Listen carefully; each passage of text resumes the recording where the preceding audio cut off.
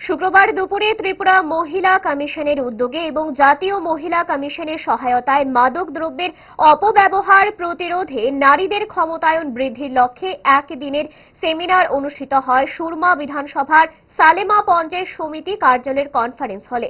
উপস্থিত ছিলেন ত্রিপুরা মহিলা কমিশনের চেয়ারপারসন ঝর্ণা দেববর্মা, 46 সুরমা বিধানসভা কেন্দ্রের বিধায়িকা স্বপ্না দাস প্রমুখ। রাজ্য মহিলা কমিশনের চেয়ারপারসন উন্নতির দিকে এগোচ্ছে ত্রিপুরা।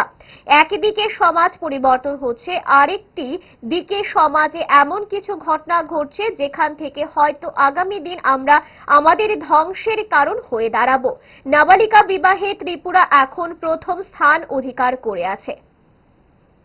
বর্তমান যে সময় আমাদের রাজ্যে চলছে, এই সময়ে আমরা দেখতে পাচ্ছি ত্রিপুরা একদিকে উন্নতির চরম শিকার, মানে উন্নতি ধীরে ধীরে উন্নতির দিকে এগুচ্ছে, উন্নতির দিকে উন্নয়নের দিকে এগুচ্ছে, সমাজ পরিবর্তন হচ্ছে।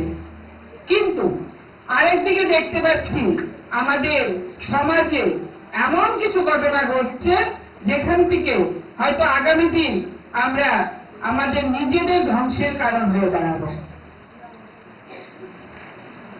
তো আমি কয়েকটা বিষয়ের উপর আলোচনা অবশ্যই রাখবো, কারণ আপনারা যারা এসছেন এখানে সবাই মা।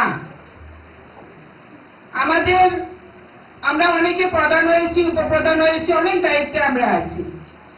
কিন্তু এখন আপনাদের উদ্দেশ্যে একটা কথা আমরা বলতে চাই, আমাদের